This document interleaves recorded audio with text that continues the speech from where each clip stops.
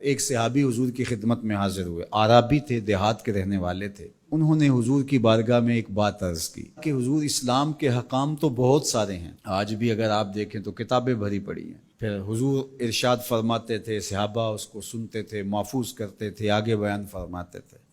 ان کا بہت سارے احکام ہیں اسلام کے، میں ایک دیہاتی شخص ہوں، مجھے کوئی ایک بات ارشاد کر دیجئے جو میرے لیے کافی ہو۔ تو آقا کریم نے اس شخص کو ایک بات ارشاد کی، فرمایا کہ ان تموتا ولسانک رطب من ذکر اللہ، تو اس حالت میں فوت ہو کہ تیری زبان اللہ کے ذکر سے تر ہو۔ 100 باتوں کی ایک بات ارشاد فرما دی، ان تموتا ولسانک رطب من ذکر اللہ، تو اس حالت میں انتقال کرے کہ تیری زبان اللہ کے ذکر سے تر ہو۔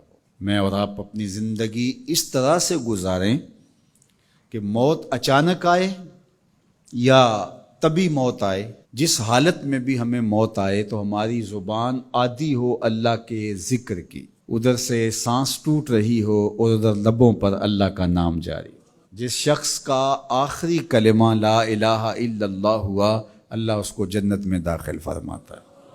اور کتنے خوش نصیب لوگ ہوتے ہیں کہ مرتے ہوئے جن کے لبوں پر اللہ کا باقاعدہ نام آتا ہے، اللہ کا ذکر ان کے لبوں کا وظیفہ ہوتا ہے۔ اور کچھ لوگ ان کو تلقین بھی کریں تو زبان پہ اللہ کا نام نہیں آ پاتا۔ اور ان میں سے ایک وہ شخص جو شراب کا عادی ہے یا کسی بھی نشہ آور چیز کو لیتا ہے، تو ایسے شخص کو مرتے ہوئے کلمہ نصیب نہیں ہوتا۔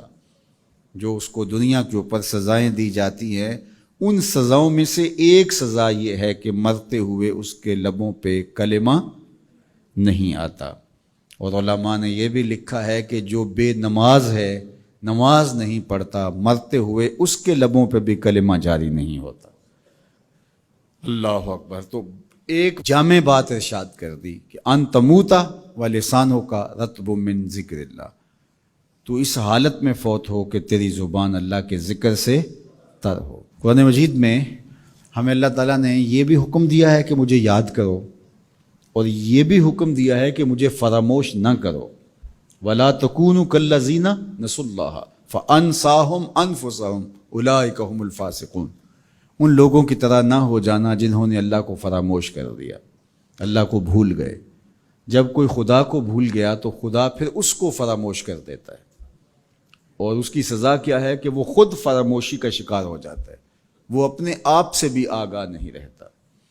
تو ہمیں جو حکم دیا گیا وہ ہے اللہ کو یاد کرنے کا۔ تو یاد کرنے کا ایک مفہوم یہ ہے کہ اللہ جل شانہ کی اطاعت کی جائے، اس کی فرما برداری کی جائے، اس کے احکام پر عمل پیرا ہوا جائے، نہ یہ ہے کہ اس کے احکام کو فراموش کر دیا جائے۔